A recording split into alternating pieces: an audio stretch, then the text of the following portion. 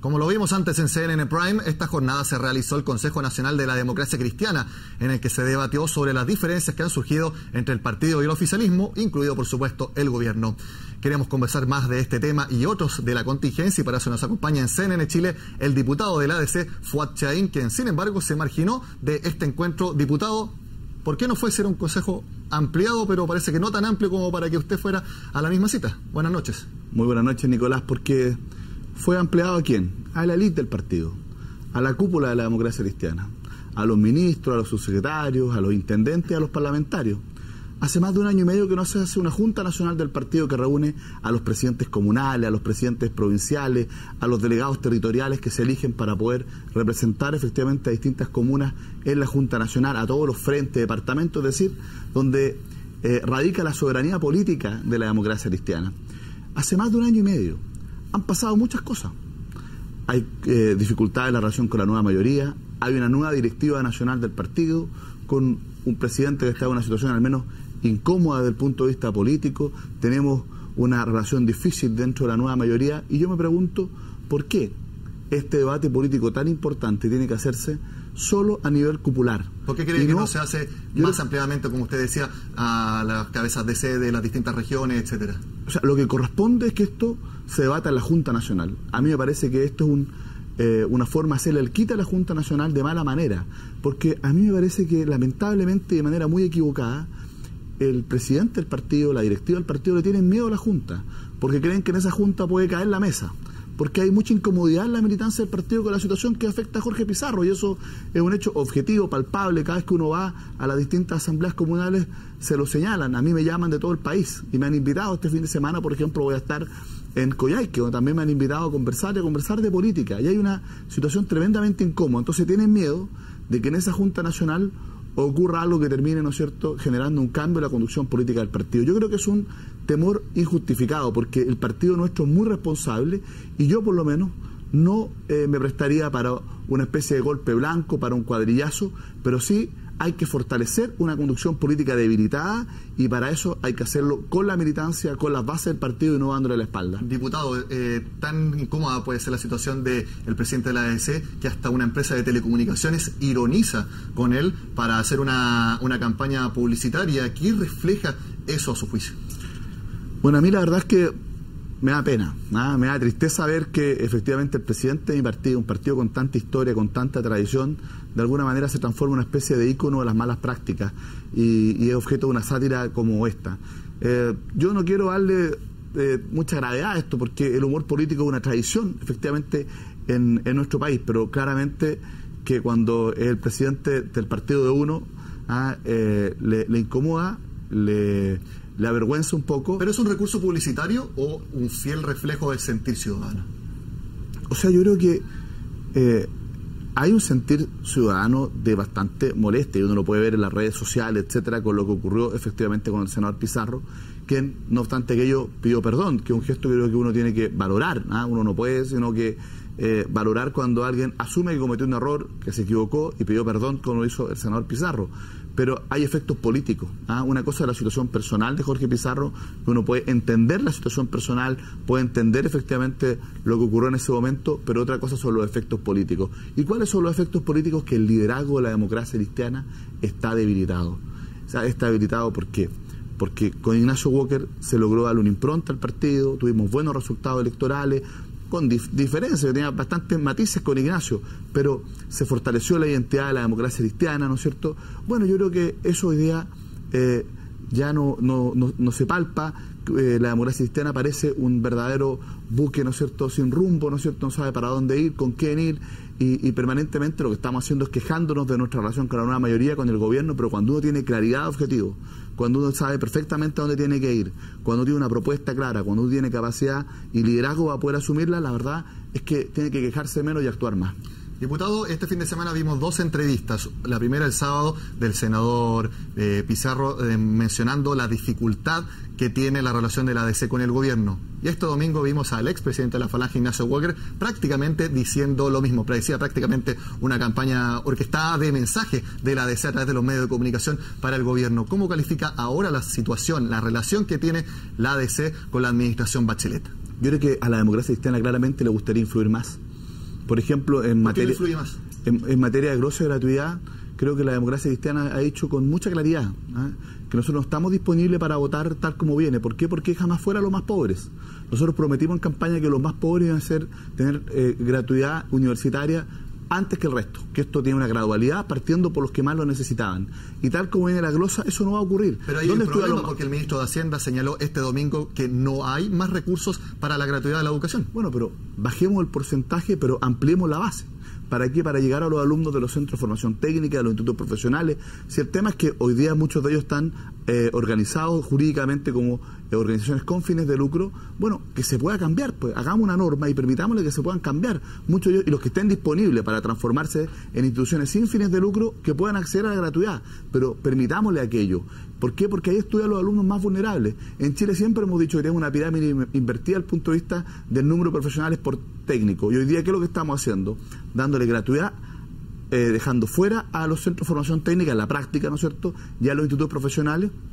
Y además, ¿no es cierto?, con un conjunto de requisitos que va a hacer que la inmensa mayoría, sobre todo quienes estudian en regiones, y además, ¿no es cierto?, de los alumnos más vulnerables, también queden fuera de la gratuidad en la educación universitaria. Es decir, estamos generando una glosa de gratuidad que excluye a quienes queremos favorecer. Y la democracia cristiana esto no tiene ningún tipo de ambigüedad. Vamos a estar con los más pobres. Diputado, usted mencionó que la democracia cristiana no está influyendo lo suficiente en el gobierno. ¿Cree usted que en estos momentos, para la administración Bachelet, la DC es más una piedra en el zapato para llevar adelante sus reformas, más que un aliado político? En absoluto, la democracia cristiana ha actuado con mucha lealtad. Nosotros sacamos adelante, imagínense, la reforma tributaria con los votos de la democracia cristiana, el cambio del sistema electoral con los votos de la democracia cristiana, la reforma educacional con los votos de la democracia cristiana, y queremos seguir trabajando con este gobierno que es nuestro gobierno. Nosotros estamos comprometidos con el éxito del gobierno de la presidenta Bachelet, pero lo que sí queremos es poder ser escuchados para que las cosas se hagan bien, para que podamos efectivamente cumplir lo que comprometimos, para que cuando dijimos... A su juicio, ¿por qué no han sido escuchados lo suficiente como a usted le gustaría? Porque yo creo que de repente hay visiones ideológicas más de izquierda que de alguna manera pretenden imponerse dentro de la nueva mayoría. Y creo que hay un afán de algunos por tratar de arrinconar a la democracia cristiana. Ahora, yo creo que lo que uno tiene que hacer en esto no es quejarse, sino que ejercer su liderazgo. Y por eso que creo que el problema de la democracia cristiana se resuelve fortaleciendo el liderazgo político de la democracia cristiana, que hoy día lo encuentro debilitado. Y por eso es que para mí habla de Jorge Pizarro. Era... Pero no solo Jorge Pizarro, si esto no se resuelve con una persona, si uno puede, si hay una conducción política, hay un equipo político que es la mesa directiva, ¿no es cierto? Está la relación de la mesa directiva con las bancadas parlamentarias, y por eso que a mí me parece que el espacio político natural para poder resolver este tema era la Junta Nacional del Partido, generando una hoja de ruta y un mandato claro. Pero esta mesa directiva no tiene un mandato de la Junta Nacional del Partido. Yo te quiero señalar que nosotros firmamos un documento cuando yo me integré como primer vicepresidente en la lista de Jorge Pizarro. Yo aspiraba a conducir el partido. Todos sabemos las razones por las que yo decidí no asumir la primera vicepresidencia, y firmamos un documento que fue la hoja de ruta de lo que queríamos hacer para el partido los próximos años. Nada de lo que se suscribió ahí se ha cumplido, ni desde el punto de vista de los plazos, de los procedimientos, de los énfasis, del contenido. Entonces, ¿quién tiene que zanjar esto? La Junta Nacional del Partido. Tiene que discutir y darle un mandato claro, un mandato político, un mandato programático para los años que quedan. Diputado, si el matrimonio político con el gobierno no pasa por el mejor de los momentos, ¿cómo está con los otros partidos de la nueva mayoría? Usted hablaba de que lo están un poco arrinconando, y ya ese tema del arrinconamiento lo mencionaba también el presidente de la ADC con mira a las elecciones municipales del próximo año. Incluso hablaba de un polo hegemónico del PS-PPD tirándose más cerca del Partido Comunista que de la propia DC. ¿Están preocupados en la Falange por lo que pueda pasar en las próximas elecciones de los municipios? Mira, lo importante acá es que nosotros tengamos los mejores candidatos y tengamos propuestas claras para poder convencer, persuadir, convocar a la gente a votar. Yo creo que el principal problema que tenemos que tener es que la gente vaya a votar. Yo creo que en esta crisis de confianza, de credibilidad, podemos tener un serio problema de participación en las próximas elecciones. Creo que desde el punto de vista del interés del país, eso es lo que a mí más me preocupa. Lo segundo es que efectivamente tengamos mecanismos claros de poder resolver nuestras competencias de liderazgo en el ámbito local. Yo creo que evidentemente no podemos retroceder de las primarias. Nosotros fuimos los paladines de las primarias y creo que no podemos dar un paso atrás en materia de forma de poder decidir los candidatos a alcalde. Y en materia de elección de concejales creo que tenemos que buscar un equilibrio que nos permita efectivamente que nadie se sienta pasado a llevar. Pero primero hay que hacer un debate que no está resuelto. La nueva mayoría se definió como un pacto político programático para las elecciones presidenciales y parlamentarias del año 2013 y respaldar al gobierno de la presidenta Michelle Bachelet. La democracia cristiana en su Junta Nacional no ha resuelto si queremos ir como nueva mayoría o no a las elecciones municipales. Entonces hoy día se le va a convocar una junta para los inicios del segundo semestre del próximo año, administrativa, para proclamar los candidatos y para proclamar el pacto. Pero hemos discutido cuáles son las condiciones para poder efectivamente continuar como nueva mayoría y si vamos a asumirla como una coalición política a largo plazo o vamos a evaluar cuál es el resultado de la nueva mayoría. Y lo digo, ¿sabes por qué? Porque en la ley de partidos políticos que estamos discutiendo hoy día en el Parlamento, el Partido Socialista, por ejemplo, quiere insistir con una indicación donde los partidos se puedan federar. Intentaron mantener sus pactos entre partidos. Afortunadamente esa norma la rechazamos en el cambio del sistema electoral binominal. ¿Y qué es lo que significa eso? Una manera burda de alterar lo que cambiamos en el cambio del sistema electoral, donde efectivamente el poder se lo quisimos traspasar a los ciudadanos con un sistema proporcional donde las mayorías se expresen. ¿Y qué es lo que es el subpacto entre partidos, la posibilidad de que se federen? Es darle el poder nuevamente a las cúpulas de los partidos para que mediante la ingeniería electoral puedan llegar a alianzas para traspasarse los votos unos a otros y alterar las mayorías que definan los ciudadanos con un lápiz y un papel en las elecciones. Entonces, cuando uno ve un intento de algunos partidos de la nueva mayoría de generar una norma que les permita sumar sus fuerzas, no a través del voto de los ciudadanos, sino que a través de la ingeniería electoral de las directivas de los partidos, ¿para qué? Para minimizar el resultado electoral de sus aliados, que la democracia cristiana. Uno dice, bueno, estos son los socios con los que queremos seguir avanzando.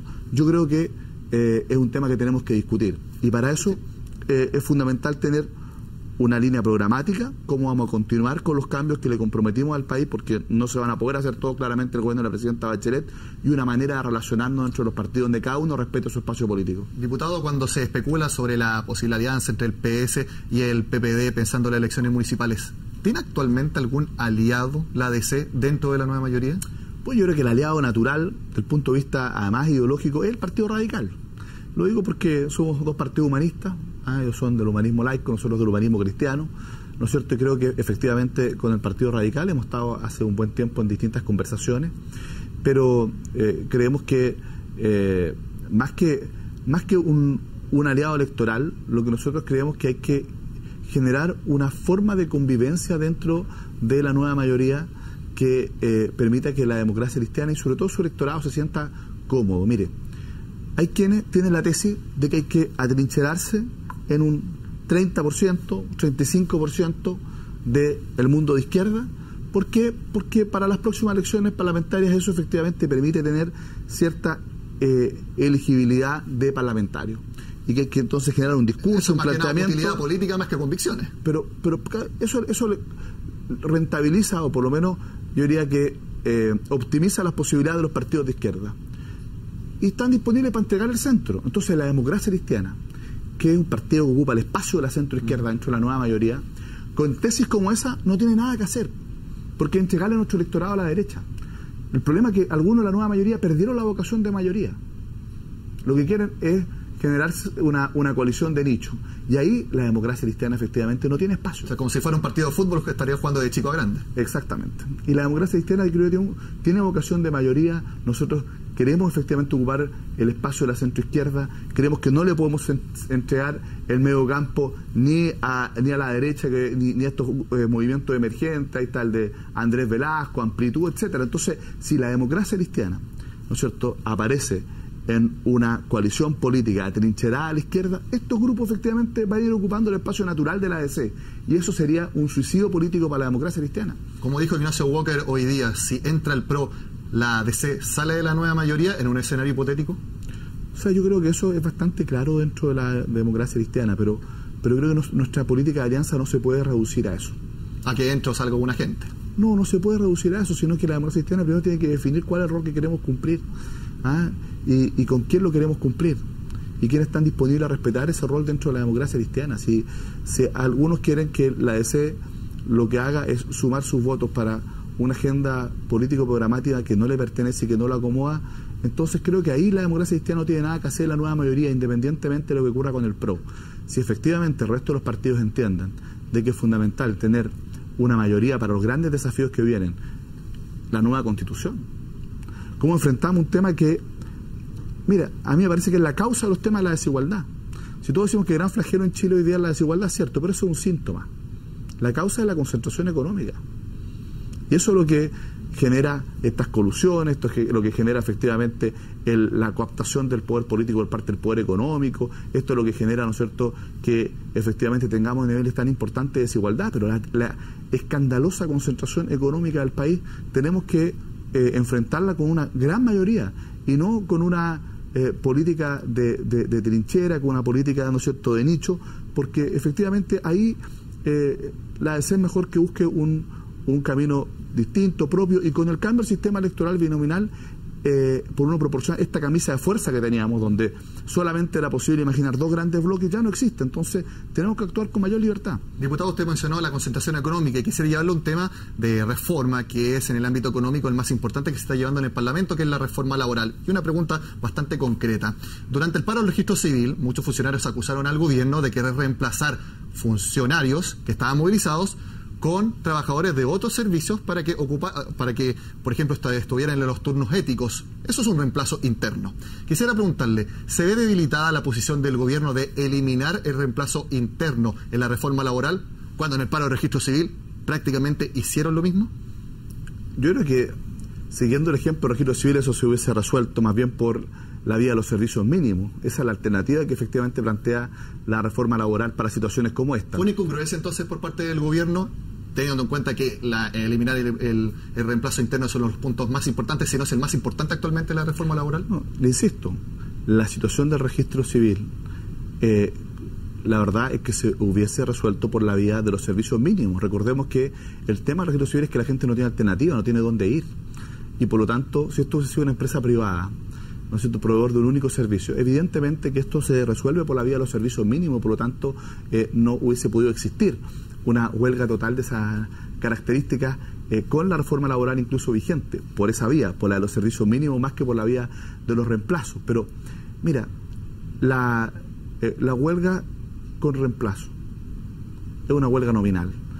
En algunos casos, ¿no es cierto?, es posible probablemente por la vía de los servicios mínimos, de algún nivel de reemplazo interno. Eso es más bien parte de la ingeniería que hay que resolver. Pero sí, mira, se lo pregunto porque la ADC, a través de distintos parlamentarios, ha manifestado sus reparos fuertes a eliminar el reemplazo interno. Sí, yo te quiero decir que aquí hay un problema más grave. Muchos en el gobierno efectivamente quieren hacer algunos cambios en esta materia, ¿no es cierto?, pero no se atreven, porque quieren sacar las castañas con las manos al gato, quieren que lo hagan los senadores de la democracia cristiana y que paguen el costo político. Y creo que eso es tremendamente injusto. Si es que hay convicción del gobierno de que efectivamente por parte del Ministerio de Hacienda, etcétera, que hay que hacer algunos cambios en esta materia, bueno, que impulsen ellos las indicaciones. Lo que sí me parece a mí que es muy importante es que también tengamos una reforma laboral que, desde el punto de vista de la gradualidad de su implementación, desde el punto de vista de algunas de las medidas que pueden ser de mayor impacto, se haga cargo de la realidad distinta de las pymes, porque no es lo mismo, ¿no es cierto?, aplicar normas a una empresa de 5.000, 10.000 trabajadores, una transnacional, etcétera, que aplicárselo a una pyme de 8 o 10 trabajadores. Entonces, no hay nada más injusto que tratar igual a los desiguales. Eso es tremendamente injusto. ¿Y qué es lo que puede ocurrir con esto? Que terminemos, a lo mejor, agudizando uno de los principales problemas que tiene nuestro modelo económico, que es la concentración económica. ¿Por qué? Porque si nosotros ponemos normas tan rígidas, sin la debida gradualidad, para que rijan también a una pequeña, una microempresa como la grande, lo más probable es que las grandes puedan resistir de mejor manera, cumplir de mejor forma esta nueva regulación y que tengamos una economía más concentrada que la que tenemos hoy. Y creo que nadie desea eso. Y por eso que a nosotros nos parece que la reforma laboral es un compromiso nuestro impulsarla, pero con racionalidad que nos permita efectivamente hacernos cargo también de la situación de las pequeñas empresas, que es la clase media chilena en el fondo, y que tenemos que defenderla. Diputado Fuad Chahín, muchas gracias por su tiempo en CNN Prime. Muchas gracias a usted.